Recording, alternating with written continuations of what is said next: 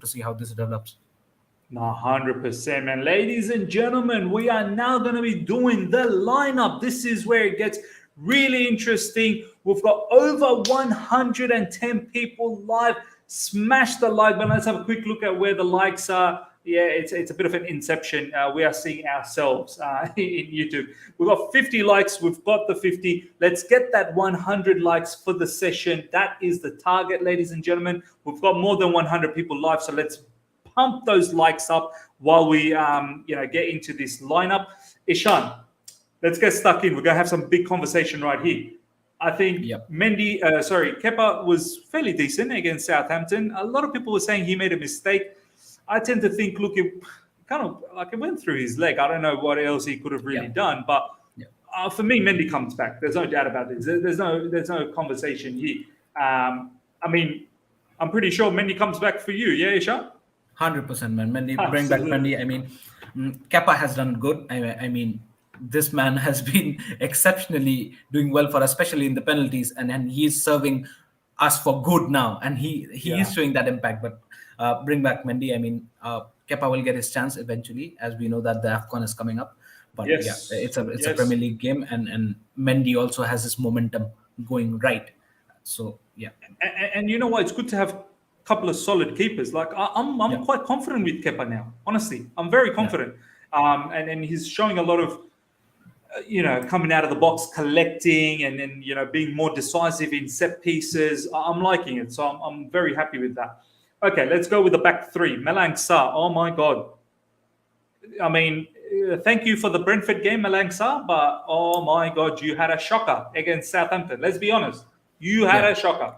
So I don't know what's going to happen with you down the track, but the bad boy Rudiger, this is his position. He has to come back. I'm so upset that his contract situation is what it is. It looks like he's going to be leaving, man. I think he's leaving. It's getting closer and closer, and a lot of people are getting worried about this. And the worst part is he might be leaving for free. He's going to be leaving for free. And I hope if it is his last season that we give him the best gift, if we can try and give him the Premier League. But Rudiger comes back for me. Ishan, is that your man in LCB? Yeah. 100. Rudiger comes back. In the middle, our man, Christian Pulisic. Andres Christensen hasn't played against Southampton Silver Plate. Here's another one who's got contract situation issues. And Nizar Kinsella has been driving this lately. I thought he was done and dusted, but there seems to be some sort of concern regarding Andres Christensen. Cesc Fabregas yesterday was doing Ask Cesc questions live on Twitter. And some people were asking him about, most underrated player, or who's one of your favorite Chelsea, or someone I think asked about Andres Christensen, and Cesc Fabregas said that he's a quiet person. He stays quiet, makes no mistakes. He had a lot of praise about Christensen. So for me, Christensen comes back into the middle, and I would actually play with Azpilicueta over here. Chalobah has played against Norwich. Chalobah has played against Southampton. I know he's been the biggest find for us this season. But for me, take a bit of break in this game. Aspie comes back, and that's my back three. The reason I'm bringing Aspie in, because I want to play Reece James in right wing back role. So are you happy with this back three, Sean? I'm happy, and I would have selected the same. But the question to here is, have you ever seen Thomas Tuchel, play Aspie in recent matches in the right centre-back position? By the way, sorry. Yes, Silva didn't play against Southampton. What was I thinking? Who played in the middle? It was Christensen. It was Christensen. Was it Christensen? Yeah, it was Christensen. It was Christensen. Like Chalobah, Malang Sarr, and Christensen. Yeah, it was Christensen, was it? Was it Silva? Yes. But what the hell, man? Hold on. Hold on. Why am I forgetting these things? I'm getting old, ladies and gentlemen. I'm getting old. Oh, it was Reece James, Chalobah, and Malang Sarr. Neither of them played. Oh yeah, Reece James, Chalobah, and Malang Sarr. There you go. God. Yeah. Man. Yeah. So do you give Silva a chance at all? What about playing Thiago Silva there and Christensen in the right centre back, and putting Asby the right wing back, and giving Reece James a rest, knowing the fact that he's played 90 minutes consistently for 2-3 games. So that True, is true. also a Yeah. possibility. Yeah. Actually, yeah, because Reece James played against Norwich as well. So, Yeah. yeah. So you're saying Silva, as Andres Christensen, and Aspi. Yeah. Also, Okay.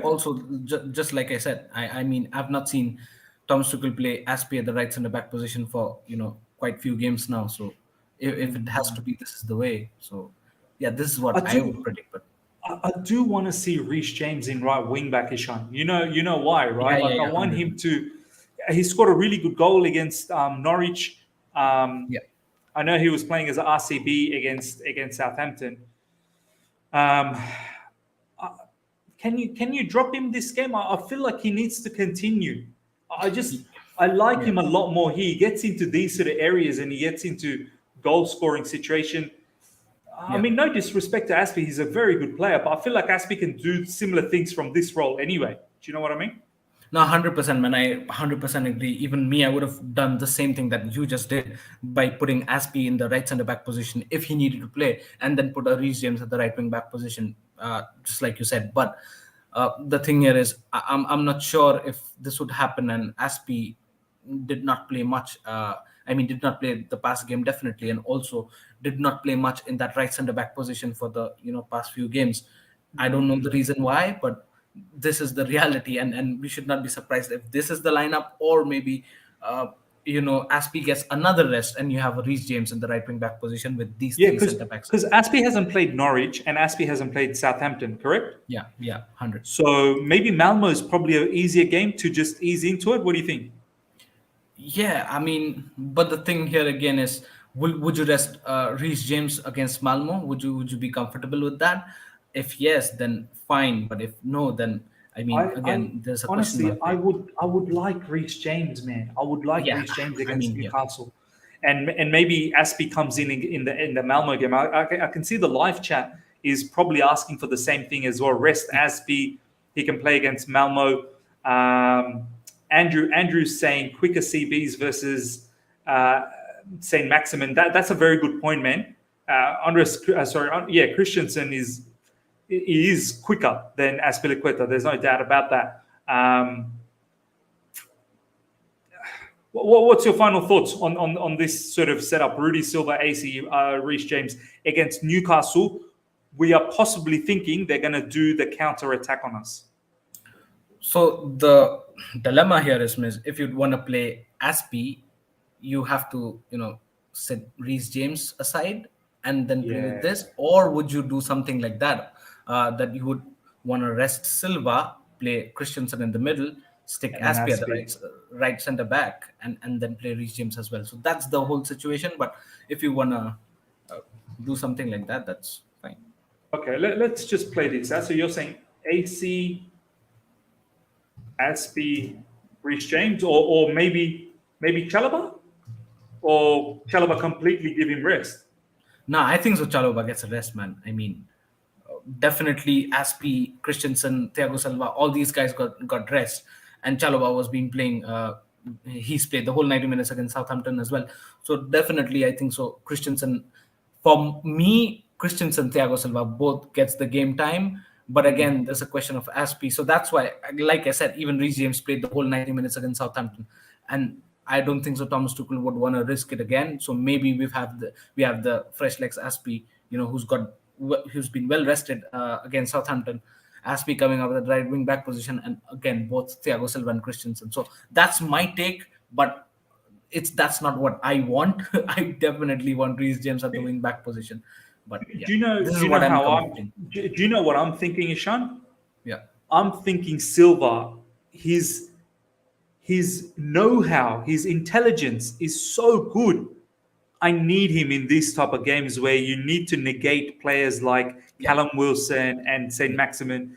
A smart operator like Silva means a lot for us defensively. yeah, I would still keep Christensen in the RCB position yeah, and maybe ease Azpilicueta in against Malmo and give Reece James a chance in the right wing back position. I mean, this is the preference for the time being, but live chat, let us know what your back three is. Chilwell had a bit of a rest against Southampton. He should come back. Ishan, there should be no dramas here, yeah? No, 100%. Chilwell comes back. Expecting goals actually from him as well. Yeah, it's been how many games continuously he's been scoring, but again, this is three Premier League starts, I think, and 3 goals. Yeah, I mean, the penalty as well, he took it quite well last night in the shootouts, and definitely expecting Chilwell to have a great game. He's had a good run, and definitely he won his momentum to carry on to the important games coming up as well. So definitely Chilwell. Brilliant. In the middle, I think one of the names you can probably put down is Jorginho is probably going to come back. We probably will see a lot more of the ball, and I want us to play. And I think most of the game it's going to be like this.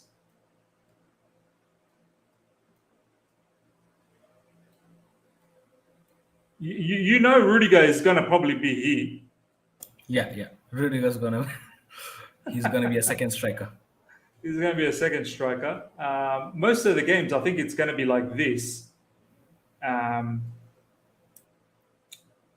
if that's the case, I really do want Jorginho to have more control of the midfield. I mean, would you say probably keep Jorginho, yeah? Yeah, I think so. Jorginho makes sense, right?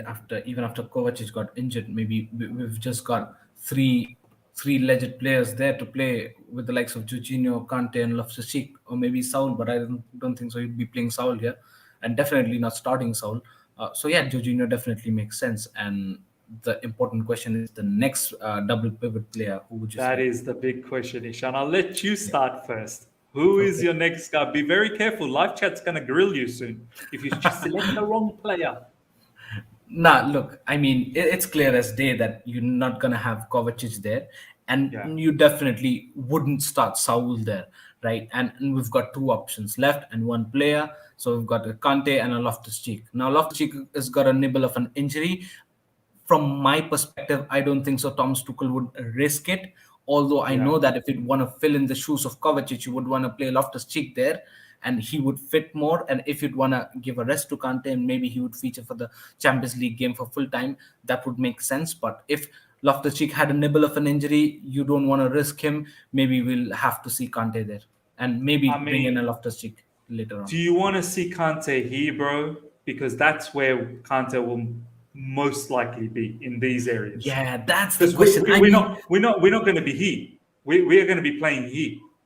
Yeah, I mean that's the question, right? But I mean, you throw some good quality spanners here, because I think logically, Ishan, I think how the game is, because when people do the formation, this is what they think. They think the players are going to be like this for the entire game. Forever, yeah. Forever. This is how the players will be for the entire duration of the game. No, that's just for the papers. The entire duration of the game, you're probably going to see something like this. If I'm correct, if I'm correct with my analysis, that I don't expect Newcastle to go toe to toe with us. I expect us to.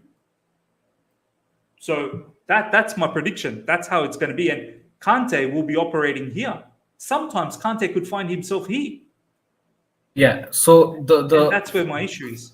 The bottom line is that you'd want to say is it's good to have Kante, but maybe he's the most effective against highlights, right? And not low blocks. That's what you want to convey. And that's, I agree to, but the thing here is, do we have options? Would you want to play a Saul there, if knowing the fact that Loftus-Cheek is not 100% fit? Personally, look, as long as Thomas Tuchel has said to me that Ruben Loftus-Cheek is in the squad, for me, that's fit. I take that as fit. Right. I would actually start Ruben because I want more attackers. I need more attackers. I need players that are going to break the game open. But I'm pretty certain Thomas Tuchel will start Kante. I'm pretty certain because he likes the Kante Jorginho situation. Yeah. But for me, when Kante is here with the ball, can he find these passes? Can he find player 5, 3, and 7? And even sometimes, can he find these players? That's the situation. So that's where my confusion is. But what do you think? I'd have to lock in Kante, even though that's not my first choice. But I think that's the more probable situation that's going to happen. No, 100. I agree with you, and that's exactly what I was trying to say initially. Because you wouldn't want to risk Ruben Loftus-Cheek after a nibble of an injury. You definitely want him to get the rest. And yeah, look at that. But the thing here is when the question arises of being match fit and 100% match fit, that's a different ball game. I mean, having Loftus-Cheek fit means it does not mean that you would want to give him 60 minutes or 90 minutes. True. You would want to bring him for 10 minutes, 20 minutes, half an hour tops, but maybe not right from the beginning of the game. So definitely Loftus-Cheek is available, but might not be that match fit for a 90-minute game or a 60-minute game. So definitely Kante makes sense. Although talking tactically and looking at from tactical perspective, we might want a Loftus-Cheek, but in terms of availability, we're gonna have Jorginho and Kante tomorrow. Yeah, man. I think this is probably more probable. Although I would love to see Ruben Loftus-Cheek with Jorginho. I think that would be fantastic. Kante, Ruben Loftus-Cheek. I mean, what's your thoughts on Kante, Ruben Loftus-Cheek, Ishan? What sort of feel do you get for that? Nah, I think so. Jorginho starts, man. I mean, he's got a rest for the Southampton game, and also that injury factor when it comes from Ruben Loftus-Cheek. I mean, it's just. I mean, he can start. It's not that he's unable to start, but then I don't think so. Thomas Tuchel would risk it when you have a fit Jorginho and a well-rested Jorginho on a squad.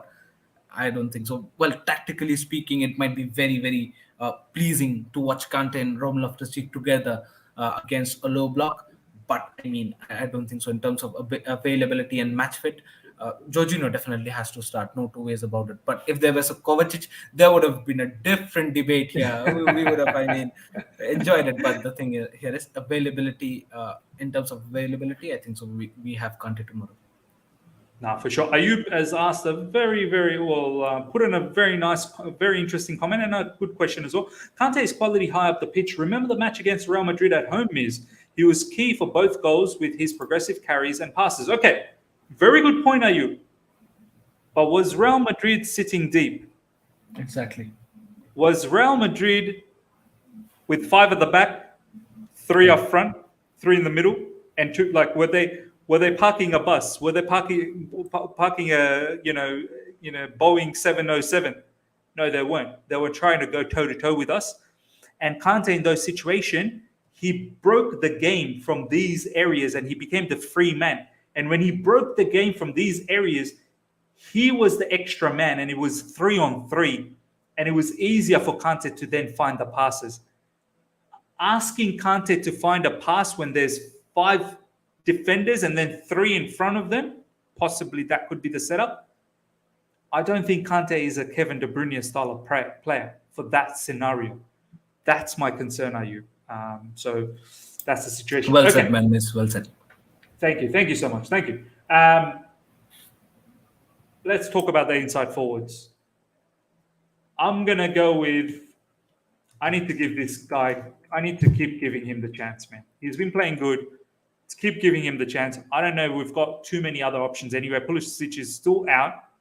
That's what Thomas Tuchel said. There were some reports that someone was saying in Athletic that he could possibly get 10 minutes. He has started training with the first team, but I highly doubt it. The target is now for Burnley. That's what Thomas Tuchel's saying. I can't imagine Ross Barkley. Ziyech has not done enough. So for me, Callum Hudson-Odoi has to continue on. He's been doing all right. What's your thoughts? Yeah, 100%, man. If Pulisic would have been 100% fit, I don't know in which eternity he will be, but still, if he's unwell, I mean, not fit, then he has to, we still have to wait. But Hudson-Odoi needs to get that momentum going. And we always said that, Hudson-Odoi at the left-hand side, give him that continuous matches and then try to analyze him and then try to see if he deserves or what amount of gaming time that he deserves. Because, like I said, because I was actually fuming when he played at the right wing back position for Southampton, because that's definitely not his place, and And he as soon cannot as be he judging him. changed, Ishan, as soon Yeah. as he changed, Yeah. it all started to look so much better. Yeah, and 100%, because that natural ability, that natural instinct comes out of him, right? And that's how, by giving consistent games and consistent game time at his favorable position, then you're gonna analyze his game time and then check where he stands between the other wingers as well. So that's how you're gonna analyze, and this is the perfect time for Hudson-Odoi to really hit the nail on the head and hit the hot iron, as they say, because the others are injured and maybe not on form, if you'd want to add Ziyech into the frame. But yeah, again, this is another game miss where Hudson-Odoi has to bring up his 100%, and I'm you know liking what, this. Ishan? It's set up for him, because I feel like Newcastle will sit back, gives Callum the chance to go 1v1, take the man on, get around him, take them on, dribble, cut in, cut out, whatever you need to do, find those chances to whip in a shot, find the key pass. It's perfect opportunity. And as you said, another game where he needs to just keep delivering, right? Yeah, 100%, man. Because listen, this is a different scenario. Like, right, if we had all our wingers ready and fit to play, we had the likes of Pulisic, Werner, and Ziyech on form, maybe, let's say. So that means if everybody's fit, he definitely wouldn't have been in the conversation of a starting lineup, right? It's a general conscience here. Hudson-Odoi wouldn't have been in the conversation of starting here, but now he gets straight into the conversation of starting here, and definitely he's starting tomorrow. So this is the chance where he has to exploit everything and has to grab this chance of taking the momentum. But if this phase itself is so important, because once these guys start coming and they become fit, the more difficult and less the game time is for Hudson-Odoi, right? Also, when these other guys are fit and he gets one odd match, maybe few matches in a month, or some game time in the month, it becomes a very high pressurized situation for him, where he needs to deliver in maybe in 15-20 minutes of the game if he gets substituted, or maybe in a game in a League Cup where potentially there are heavy low blocks and you need to perform over that. So that is a comparatively high pressurizing situation to this. So now he can perform freely and with more freedom and with more flair that he has. So this is the perfect platform and a setup for him, like you said. So yeah, another important game for Hudson-Odoi tomorrow. No, 100%. And also scoring against Norwich, looked very good against Norwich, actually. So that's good news for him. Okay, on the right side, few people are actually asking for Ziyech, but I don't know how I'm going to reward Ziyech. Mount, after the hat-trick against Norwich, you can't drop the player. You can't drop a player once they score a hat-trick, can you? I know in Carabao Cup he didn't feature, came off the bench, but he needs to continue in the Premier League. This guy's buzzing. I'm pretty sure he's going to be up for it. And I think he's going to be one of the key players against Newcastle. He is going to shoot from outside the box like he did against Norwich. And I feel like he could be decisive again. Any disagreement with this one, Ishan? No, 100%. No choice, I think so. I don't believe Ziyech has played well. I mean, he's got so much game time now, Miz. I mean, it looks quite baffling to me that the guy's just not picking up that form, that he's not clicking up. And he, even now, when the other wingers or other attackers are maybe not well, I mean, not fit for the match play, Ziyech cannot capitalize on the situation and then try to come back into the playing 11. If he got to start against Southampton, right? If he played at his level best, definitely he could have been in the conversation here today. But still, after that League Cup game, he got the start. Even after being in the poorest of the form that he can be, he got the start and he did not deliver. If he had, grabbed that opportunity and been the man of the match performance, against Southampton, definitely then he could have been in the mix. He could have been in the mix. Yeah. And you would be the first guy to put him on the list. Yeah. Exactly. So, exactly. Even after that, you're putting Mount blindly, knowing the fact that he deserves and he needs to get his form continued. It's a warning sign for Hakim Ziyech. Definitely, the clock is ticking, miss, for him. I mean, it's a difficult situation now, isn't it? 100%. I can see some of the live chat people saying Ziyech should get a bit of a sniff here. Guys, good luck if you can go walk up to Mason Mount and say you're not going to start this game. The man just scored a Premier League hat-trick the last game.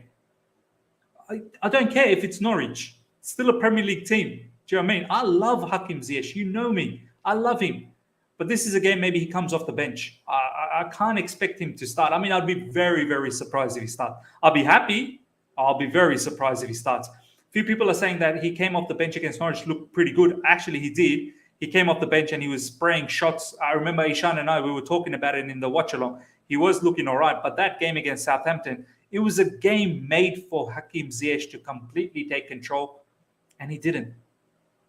I know he got that assist from a corner, but he didn't do much else in that entire match, and that's what hurts me, that had he done something, he could have been in the starting conversation right now. But once again... What about Miz? Another scenario, maybe Ziyech in place of Hudson-Odoi. That might be a question for you. But then who's going to dribble, be direct? Who's the dribbler on the team? Nobody. Nobody. We just stand still. Yeah. Stand still, whip in the crosses, that's it. Up front, I don't think there is any other option. It has to be Havertz. Yeah. I mean, Ishan, this boy, I know he scored the goal. Yeah. There's a bit of an up and down game against Southampton. Hopefully, it's slowly coming back into the frame. I have expectation on Havertz, man. I really do. Yeah. I want him to do well, man. But I want him to take the game by the scruff of the neck and deliver. Yeah.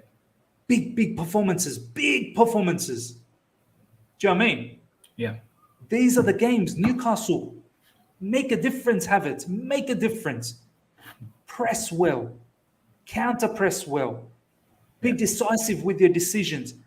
Be decisive with your shooting. There were a couple of times against Southampton, Ishan, he was through. He was through. And his shooting let him down. Yeah. What's your expectation on Havertz, man? Again, an important game for him. But for Havertz, it's a different scenario where he has to be the main man there, and he has to fulfill it because there are no other options. We haven't got a Lukaku or a Werner to fill up his shoes. But the thing here is he has that added pressure on him to be that guy and to be fulfilling that shoes of Lukaku or Werner. But is he doing that at the moment? I can't say that confidently because, that Southampton game as well, he's got a goal and luckily he did. I hope it boosts up his confidence level as well.